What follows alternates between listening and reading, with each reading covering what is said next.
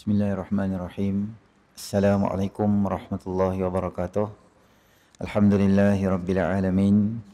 Wassalatu wassalamu ala asyrafil anbiya'i wal mursalin wa ala alihi wa sahbihi ajma'in. Subhanaka la ilma lana illa ma 'allamtana innaka antal alimul hakim. Rabbi shrah li sadri wa yassir li amri wahlul 'uqdatam min lisani yafqahu qawli, amma ba'd. Tuan Imam, ahli jawatan kuasa, tuan-tuan muslimin muslimat yang dirahmati oleh Allah Subhanahu wa taala.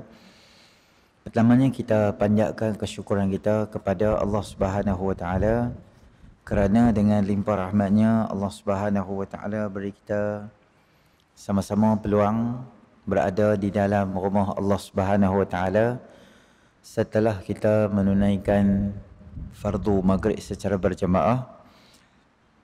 Dan malam ni insya-Allah kuliah kita yang pertama setelah kita tangguhkan beberapa ketika untuk penyakit COVID yang menular baru ni, dan kita doa pada Allah Subhanahu Wa Taala semoga Allah Subhanahu Wa Taala akan sembuhkan semua orang yang dijangkiti oleh penyakit ni, dan juga Allah putuskan terus rantaian yang melanda beberapa negara lah, termasuk beberapa negeri di kawasan kita nanti ni insya-Allah. Tuan-tuan dan kita masuk Mukhtasar Ibnu Abi Jamrah pada hadis yang ke-17. Waham berhadas di dalam sembahyang. Qala al-musannif rahimahullahu taala wa nafa'ana Allahumma bi'ulumihi fid dharain amin ya rabbal alamin. Berkata pengarang rahimahullahu taala, waham berhadas di dalam hadis. Kitab ni tuan-tuan adalah karangan Ibnu Abi Jamrah yang diringkaskanlah daripada Sahih Bukhari, yang diringkaskan oleh Ibnu Abi Jamrah Al-Azdi Al-Andalusi. Masuk hadis yang berikutnya adalah hadis yang ke-17.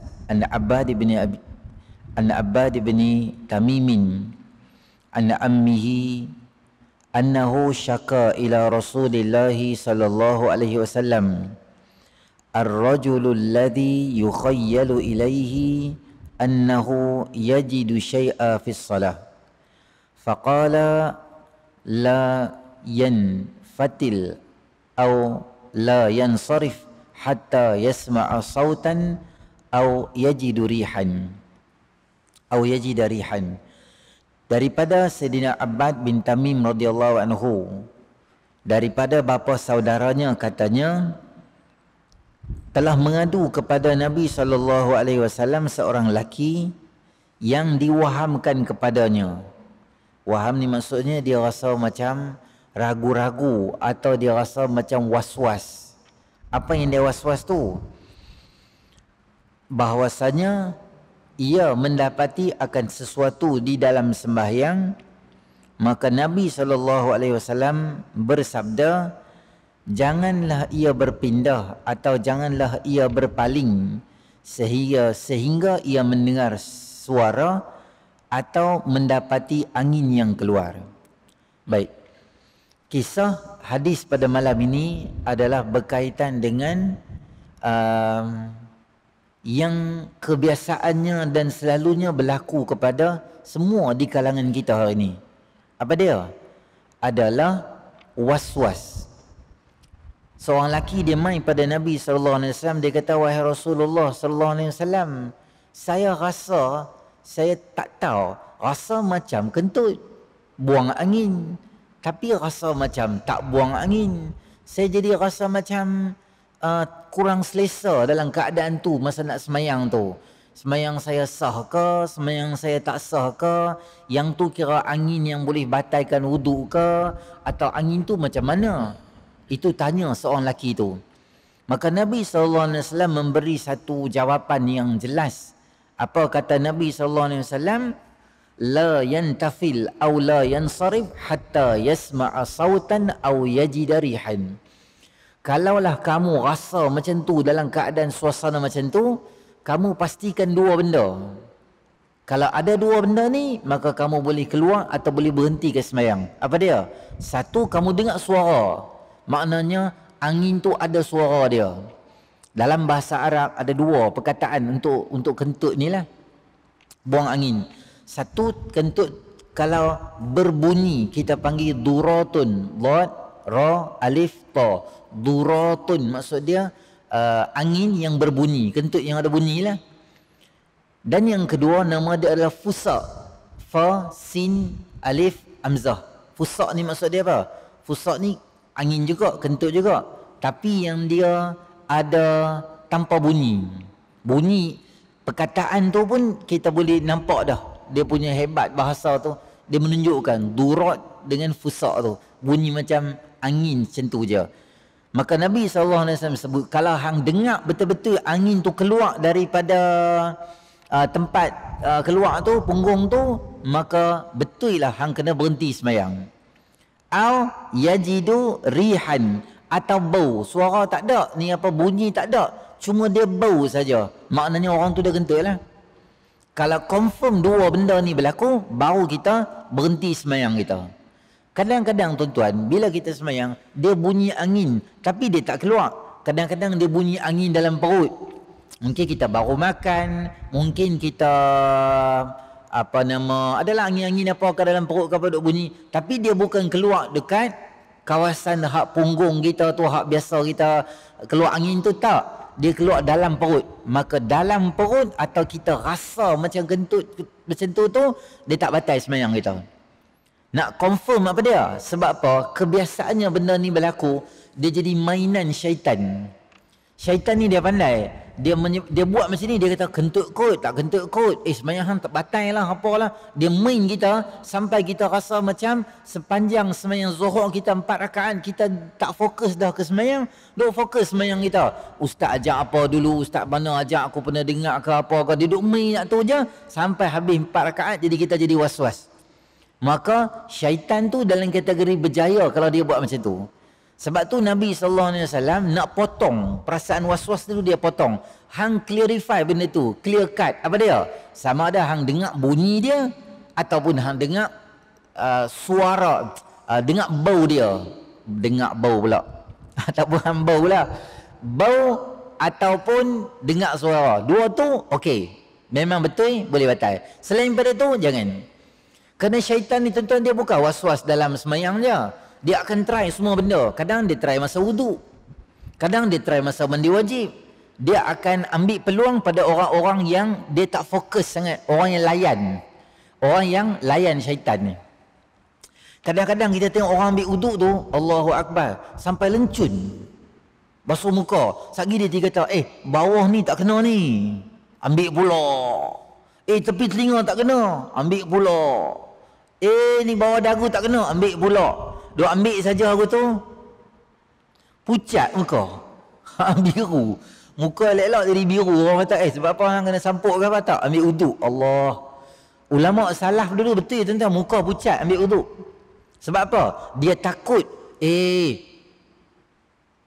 Ali bin Imam Zainul Abidin, cucu pada Sayyidina Ali, cicit Sayyidina Ali. Dia masa dia ambil uduk, muka dia pucat. Orang tanya dia, wahai imam, sebab apa muka pucat ni? Dia kata, hang tak tahu ke, sat lagi lepas ambil uduk ni kita nak berdiri depan Allah, nak munajat dengan Allah ni. Aku rasa takut sangat nak munajat dengan Allah. Aku seriau. Orang Pulau Pinang kata. Nak munajat dengan Allah. Tak apalah tu pucat sebab apa?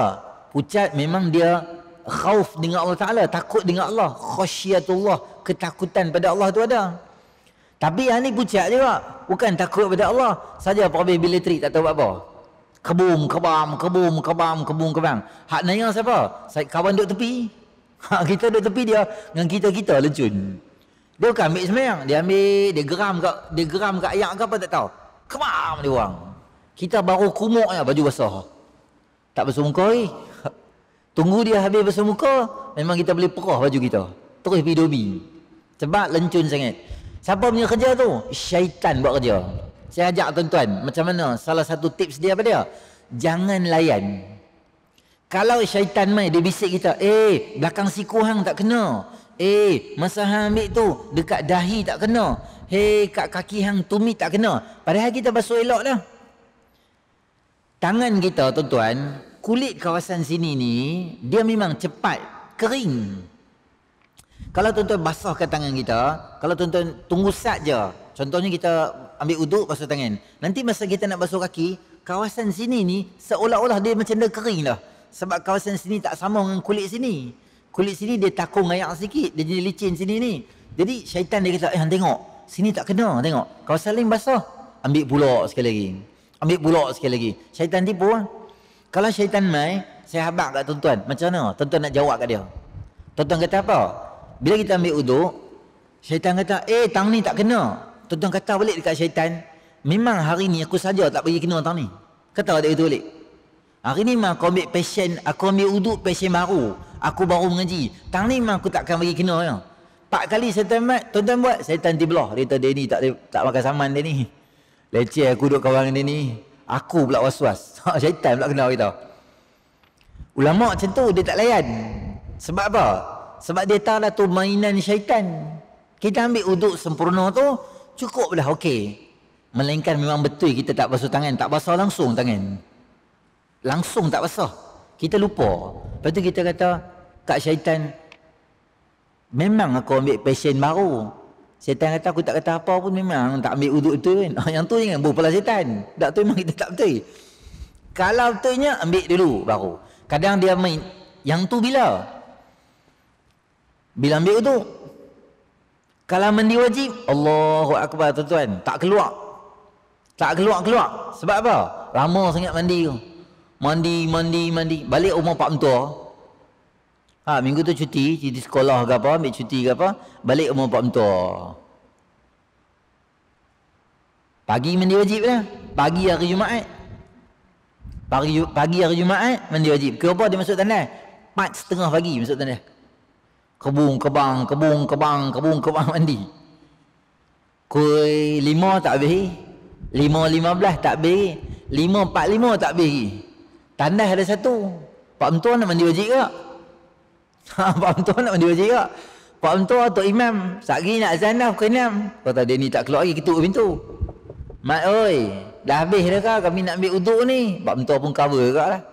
Kami nak ambil uduk ni, boleh dah kah? Dah habis dah kah? Dok lagi. Dia ni buat apa? Dia pun dengar, bertelinga dengar tandas dia. Usolli tu eh.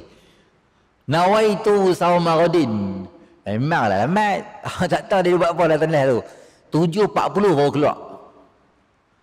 Dia kalau balik mai rumah nantu kalau balik pak mentua ni memang risau.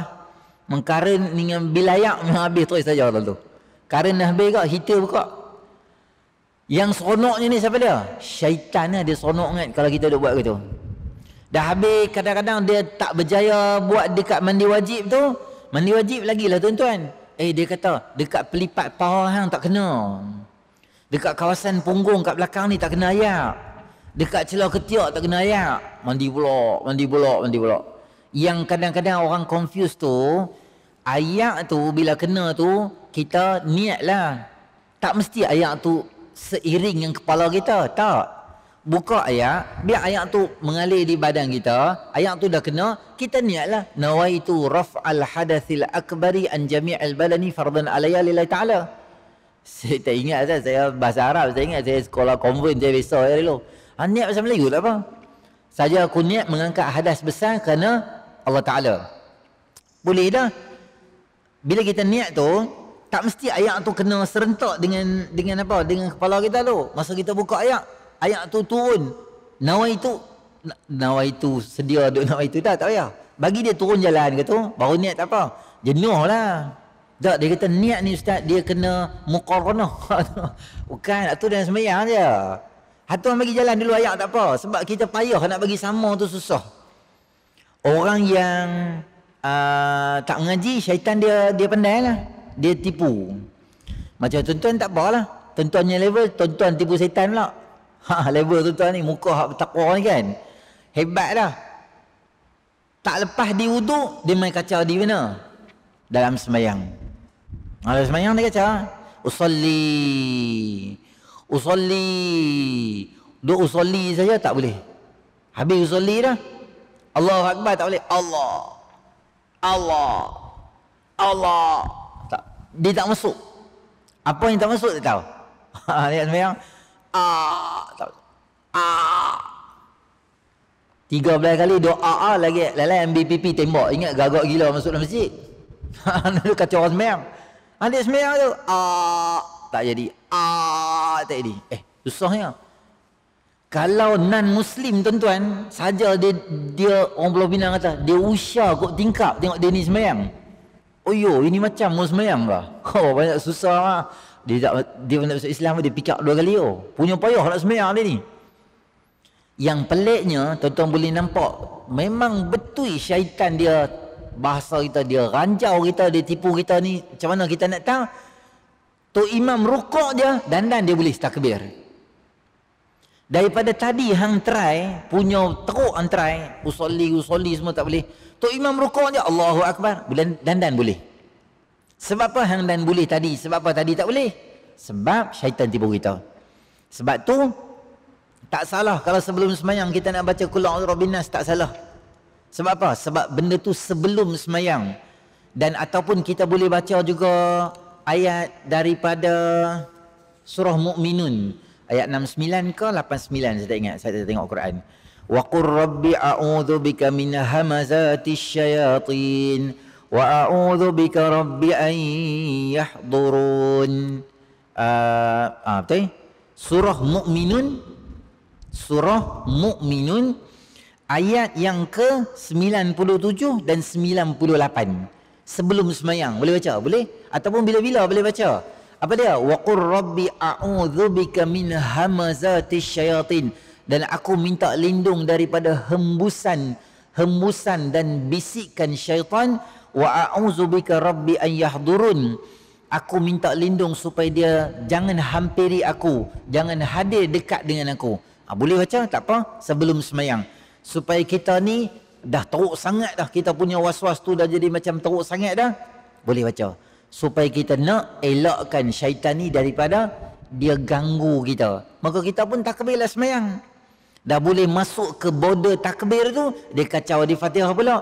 Alham. Sebab ha dia tak betul, makhraj tak betul tak. Iya ni dia tu rakaat 4 dah. Susah nak semayang. Kita akan rasa susah.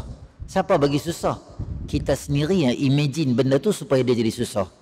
Padahal Nabi SAW ajak kita semayang. Dia baru belajar tajwid sehingga dia jadi semayang tu susah untuk dia.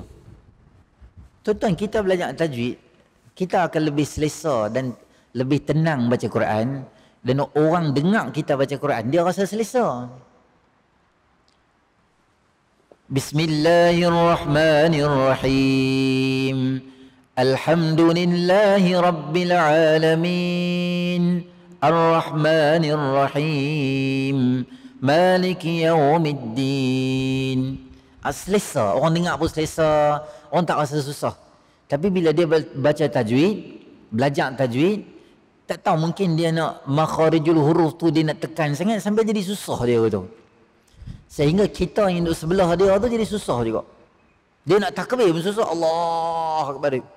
Kita sampai kena sebelah. Kena macam herok sikit kat dia. Bagi dia, tak apa abang takbir dulu. Tak apa. Sila abang takbir semua dulu selesai, baru saya takbir. Sebab kita tak boleh nak takbir dengan dia. Susah tak macam tu. Kalau kita main semain jemaah nak hidup dalam masyarakat, syaitan tuan-tuan dia adalah sangat cerdik dan bijaksana. Kadang kita pergi tandas, dia akan kata yang ni tak boleh, kencing keluar lah, tak lawas dan sebagainya, sehingga menyebabkan banyak benda. Salah satu daripada tipu daya syaitan ini adalah di dalam sembahyang orang akan rasa macam dia kentut atau tak kentut.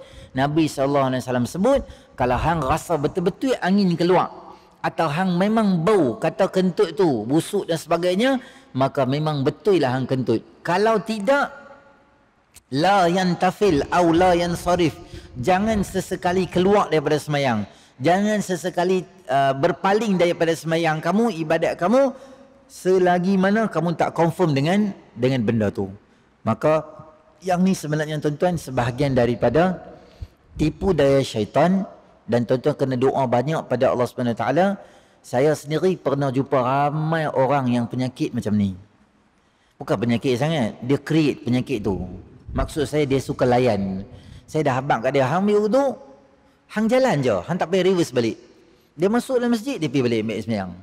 Dia masuk dalam masjid, tengah semayang, rakaat kedua, dia lepas semayang dia pergi ambil lagi semayang. Dia layan. Kalau dia layan, syaitan dia seronok. Macam anjing lah. Anjing duk menyalak kat tepi, tu buat bodoh, naik motor, buat tak kerti. Dia duk kongkang, buat tak kerti gitu, dia belah. Tapi kalau tuan-tuan macam nak lari, tengok dia macam takut, dia syok. Oh, dia ni nak main dengan aku ni. Dia syok lah. Syaitan macam tu, kita duk layan dia, dia rasa dia ni boleh ke nak main-main dengan dia ni, boring kat aku. Jadi dia jadikan kita sebagai mainan, maka ibadah kita, masa kita jadi cemui, jadi isteri nak tunggu kita dalam kereta pun jadi lambat. Anak-anak nak pergi mana-mana pun tak boleh sebab bapak aku sembahyang Zuhur daripada pukul azan 1:30 tadi sampai 4:30 tak habis lagi Zuhur dia. Ada tak was-was gitu? Yang terkini ni was-was takbir raya. Dia satu family semua tertidur. Raya kedua hari Sabtu tertidur semua orang. Kira apa bangun? 7.15. Letih balik kampung, jam lama sangat. Sampai-sampai 7.15 baru bangun. Bangun-bangun dia pas satu family sembahyang subuh kat rumah lah. Masjid pun lambat lah. Sembahyang kat rumah. Bapak jadi imam. Habis bapak dia jadi imam, bapak dia pas sembahyang takbir lah. Allahu Akbar, Allahu Akbar, Allahu Akbar. La ilaha illallah wallahu akbar. Allahu akbar walillahil hamd. Takbir. Orang semua ikutlah. Lepas tu takbir lagi. Dia terlama Ustaz sampai daripada pukul 7.15 kami sembahyang 7.30 sampai pukul 8 bapak kami takbir.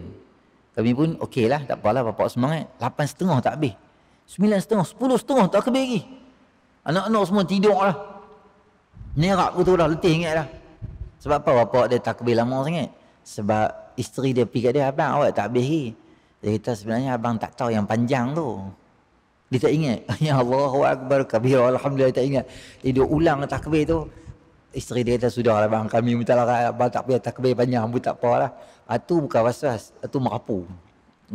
Tu dia tak tahu takbir. Ada lelaki tak tahu takbir raya, tuan-tuan ingat tak ada? Hutang jangan main lah. Butang baju Melayu main semayang tu ada keris. Bentuk keris, bentuk payung. Kita tengok, ui, hebat bentuk motor dah barunya. Kawasaki Ninja ya, motor mantap tu.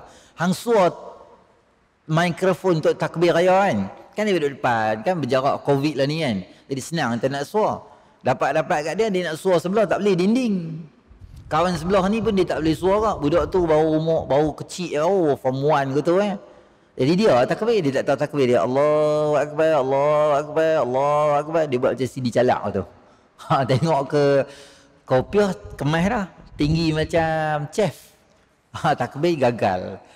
Tu buat malu company gitu lah. Laki kena tahu lah. Kena tahu azan.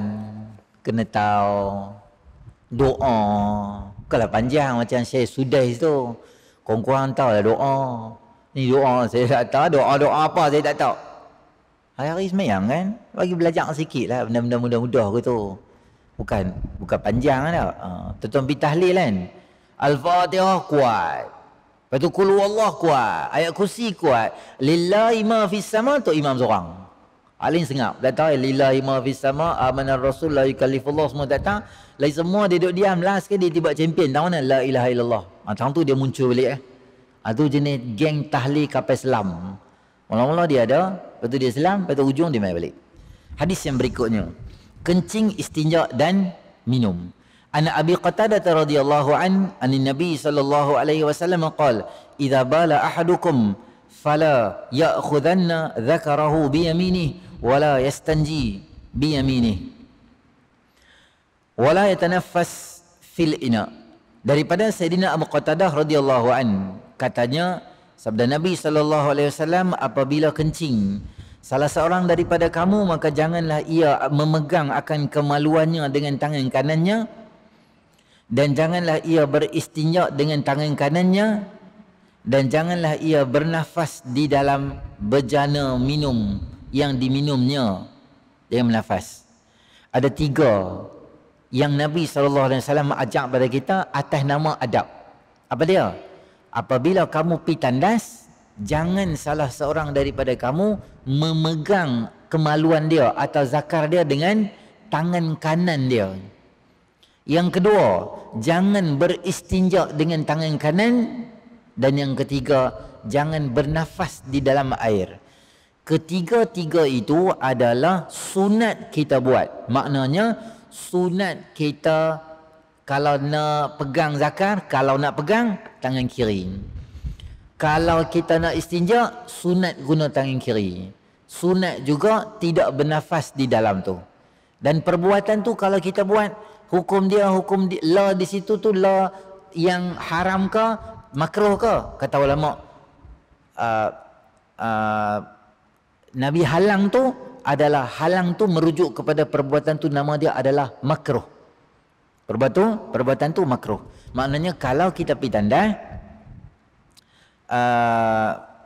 kalau kita kencing, maka pegang zakar atau kemaluan dengan tangan kiri. Sebab kebiasaannya tangan kanan ni kita guna untuk buat benda yang baik-baik. Imam Nawawi dalam Al-Azkar, tuan-tuan kau tengok bab berkaitan dengan Sayyidatina Aisyah, sebut kata Nabi suka yuhibbut tayammuna fi kulli syai'. Nabi suka menganankan semua benda. Dalam tu Imam Nawawi senarai lebih kurang ada 15 benda yang kita kena buat tangan, kena buat kanan. Antaranya pakai kasut kanan. Antaranya dia letak dalam tu sikat rambut. Antaranya pakai baju mula dengan tangan kanan. Antaranya pakai seluar. Antaranya nak cukup misai ke, nak cukup apa-apa ke kat badan kita tu, utamakan belah kanan dulu. Nak pergi kedai gunting rambut, contohnya kita ada kedai gunting rambut, kita nak gunting rambut orang, mulakan belah kanan dulu. Apa-apa benda yang baik kita mula belah kanan. Adapun benda-benda yang tak baik, contohnya istinja, contohnya masa kita habaq ni, pegang kemaluan kita masa kita pergi tandai zakar, pegang di tangan kiri, semua tak elok tu buat tangan kiri. Kalau benda elok kita buat belah kanan. Termasuk dengan kaki lah, nak masuk tempat mana-mana pun kita guna belah kanan. Contohnya masuk masjid, masuk rumah kita. Kalau kita nak masuk tempat-tempat tak elok, contohnya kita masuk spot toto. Kan, kalau kita masuk spot toto dalam macam itu, masuk kaki apa? Kaki kiri. Dia kata, Ustaz, kami tak masuk lah spot toto, kami muka geng bertakwa. Masuk bukan mesti main. Kalau masuk mesti main ke tak?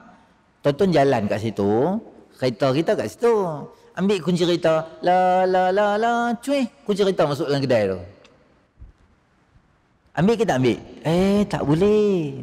Kami geng masjid, kami tak masuk spot toto. Memanglah bukan nak main kunci kereta, takkan tak ambil. Takkan nak suruh dia tu ambil, tolong Ustaz, ambil kunci kereta buat teruk pula. Masuklah ambil. Masa masuk tu kaki kiri. Kita pegawai Jabatan Agama, nak buat serbuan, masuk kaki apa? Kaki kiri. Kalau kita masuk pub, pusat judi, atau kita masuk ni apa, kelab malam, kaki apa? Kaki kiri lah, sebab benda tu tempat elok, pusat pelacuran dan sebagainya. Kami tak masuk Ustaz pelacuran. Memanglah kita tak masuk. Siapa yang masuk? Pegawai-pegawai yang buat siasatan dan serbuan. Malam tu daripada Ops Noda polis buat. Kena pergi mana? Kena pergi dekat kelab malam mana-mana kat Tanjung tu, kena masuk. Jadi kita ketua pegawai operasi dengan Jabatan Agama malam tu nak pergi tengok siapa orang Islam minum arak dalam tu apa semua satu tim depa pergi ramai-ramai gitu dengan immigration lah apa semua, kau ada warga negara asing nak pergi check depa nak tangkap apa semua. Memang lengkap sekali dengan 999. TV3, TV9 semua pergi sekali. Jadi kita nak masuk dalam tu kaki kiri. Kita pegawai polis berbalas tembakan dengan orang jahat. Orang jahat tu berhenti kereta dia, dia lari masuk dalam pub. Kita kena hambat tak? Kita kena hambat lah. Kita kata, tak boleh masuk dalam pub.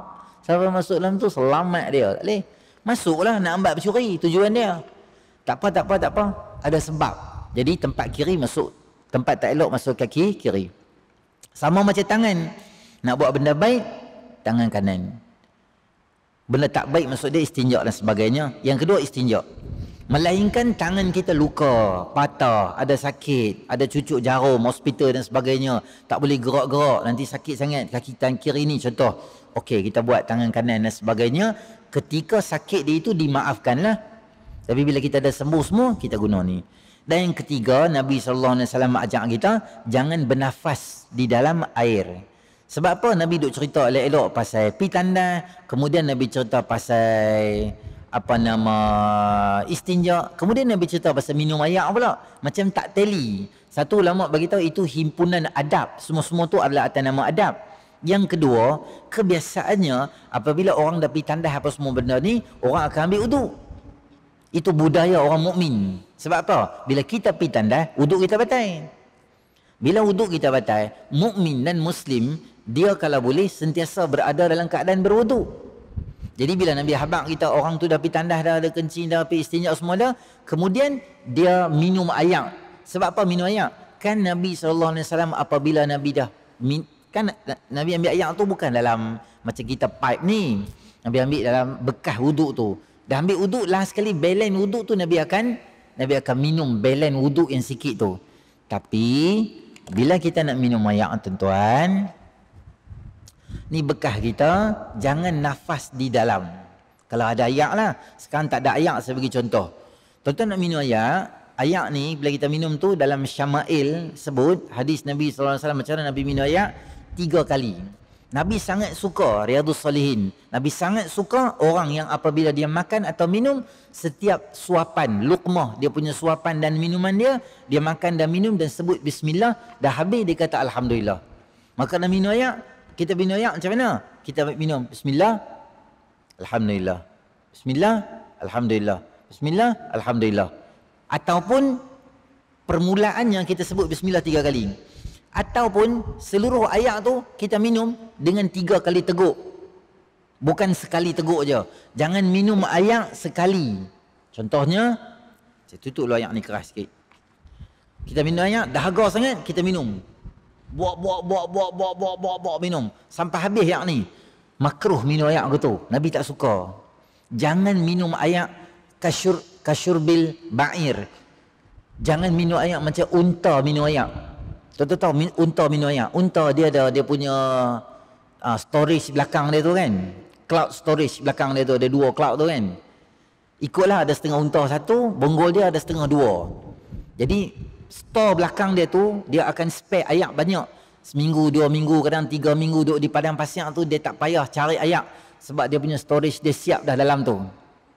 Bila unta ni sampai ke destinasi, kebiasaannya orang yang jaga unta tu, mereka akan bawa mai baldi kat dia, letak, dia akan minum air untuk ganti balik air yang hilang daripada dia punya store dia kat belakang tu lah. Unta ni tuan-tuan, kalau tuan-tuan pernah tengok dia minum air, kita letak baldi dekat dia, unta besar, lidah dia besar lah, lebar ni, mungkin panjang ni lah kot. Dia keluar daripada air tu, kata ni baldi, ni lidah dia, kata 2 ni lidah dia kan. Dia akan minum air tu, tuan-tuan tahu, baldi tu bergerak.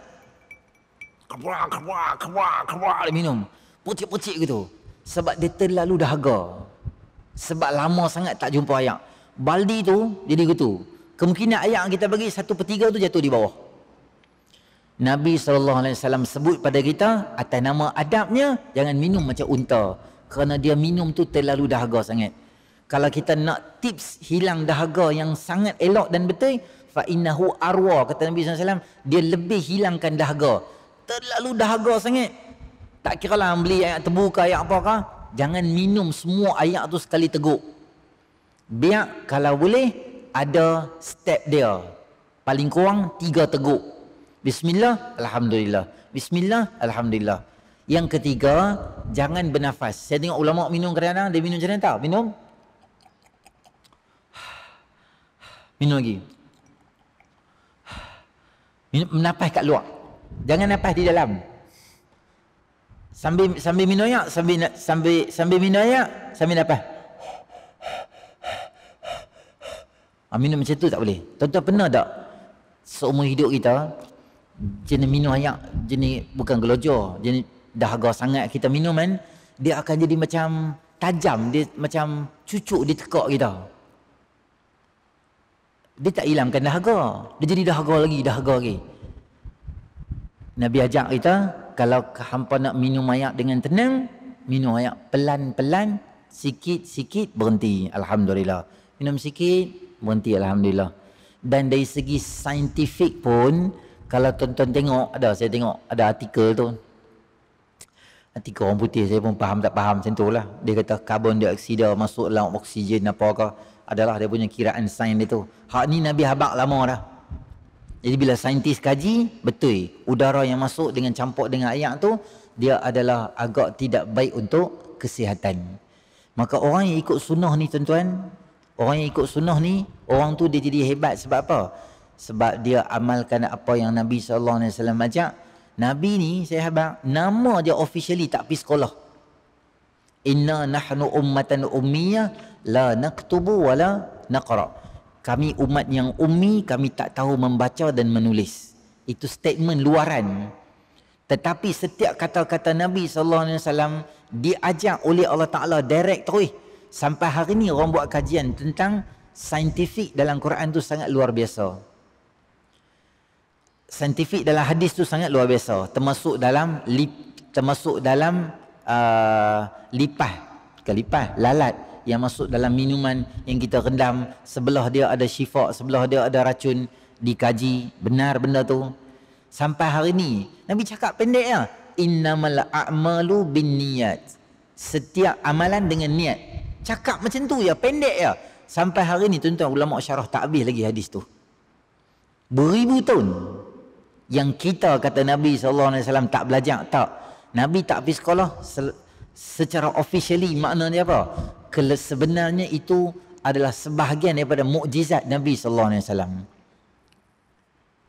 Sebahagian daripada mukjizat. Ada sebab apa? Supaya antara yang utamanya, tak ada orang boleh mendabik dada kata aku guru pada Nabi. Orang tak boleh kata. Tak boleh kata. Alah Nabi Muhammad, siapa dia? Muhammad jadi Nabi. Dulu dah jam 4 tu aku duk cubit telinga tu, sekolah pun tak pergi. Tak ada orang boleh cakap macam tu. Jibril alaihissalam mai pada Nabi SAW ajak apa itu iman, apa itu ihsan. Innahu Jibril atakum liwa'allimakum dinakum. Atau kama qala SAW. Itu adalah Jibril yang datang untuk ajar kamu tentang agama kamu. Bukan ajar aku. Aku allamani rabbi fa ahsana ta'diban. Addabani rabbi.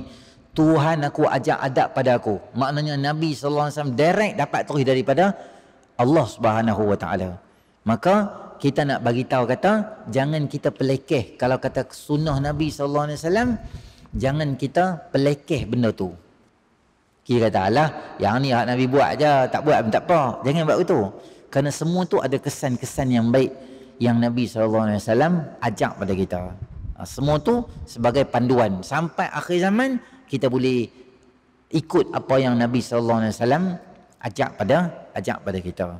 Satu dua hadis yang saya nak bagi tahu pada tuan-tuan pada malam ni berkaitan dengan adab kita apabila ditandas dan adab kita apabila minum air.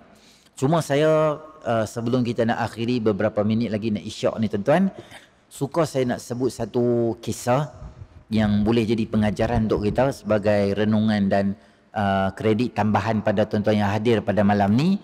Adalah kisah tentang satu orang ulama yang hebat yang nama dia adalah Ibrahim bin Yazid An-Nakha'i, atau kita sebut biasanya sebagai Ibrahim An-Nakha'i. Dan yang kedua adalah anak murid dia yang bernama Sulaiman bin Mihran Al-A'mash. Satu ketika Imam Ibrahim An-Nakha'i dan Sulaiman Al-A'mash jalan satu jalan.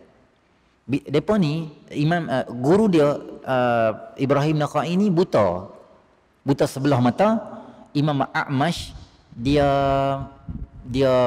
macam nak buta lah, tak apa nampak sangat dua-dua mata dia tak apa clear. Satu hari depa dua orang jalan di satu kawasan. Sampai dekat situ, guru dia Imam Ibrahim Nakha'i dia kata, "Macam nilah. Hang kita sampai kat sini kita pisah. A'mash hang lalu jalan ni, aku akan lalu jalan ni. Nanti di hujung jalan kita bertemu balik. Kita elakkan diri untuk lalu di kawasan ni." Ketika Imam Ibrahim ada An-Nakhai jalan di jalan tu, dia kata tak, kita jangan jalan di sini sebab nanti ada orang kampung kat situ, depa tu suka kutuk kita. Jadi Imam A'mash kata, "Baik pilah wahai tuan guru, depa kutuk kita pun kita dapat pahala free, orang mengumpat kita, kita boleh jana pahala kita dengan banyak." Kata guru dia Imam Ibrahim Nakhai, dia kata adalah lebih baik kita lalu di jalan lain sebab kita pun tak dapat macam ni. Kita jangan cari pahala dalam masa yang sama kita seronok kat orang lain dapat dosa. Kita dapat pahala tapi kita seronok orang lain dapat dosa. Baik kita elakkan lalu di jalan ni, biar kita tak dapat pahala tak apa, tapi janji orang lain jangan dosa. Maka dengar kata guru dia tu, Imam A'mash kata, oh baru aku faham. Maknanya kita jangan cari pahala saja-saja, tapi dalam masa yang sama kita create dosa untuk orang. Nah tu sebagai satu panduan untuk kita lah, supaya kita dapat pahala. Dalam masa yang sama kita ajak didik orang supaya jangan dia terlibat dengan dosa. Jadi insya-Allah kita akan sambung pada siri-siri akan datang nanti dalam hadis lain pula. Yang baik pada Allah, yang kurang sempurna tu atas kelemahan saya sendiri. A'udzubillahi minasyaitonirrajim. Bismillahirrahmanirrahim. Alhamdulillahirabbil alamin. Wassalatu wassalamu ala asyrafil anbiya'i wal mursalin wa ala rasulih ajma'in. Allahumma anfa'na bima 'allamtana wa 'allimna ma yanfa'una wa zidna ilma. Rabbana atina fid dunya hasanah fil akhirati hasanatan wa qina adzabannar. Sallallahu ala sayidina Muhammadin nabiyil ummi wa ala rasulih ajma'in. Alhamdulillahirabbil alamin. Assalamualaikum warahmatullahi wabarakatuh.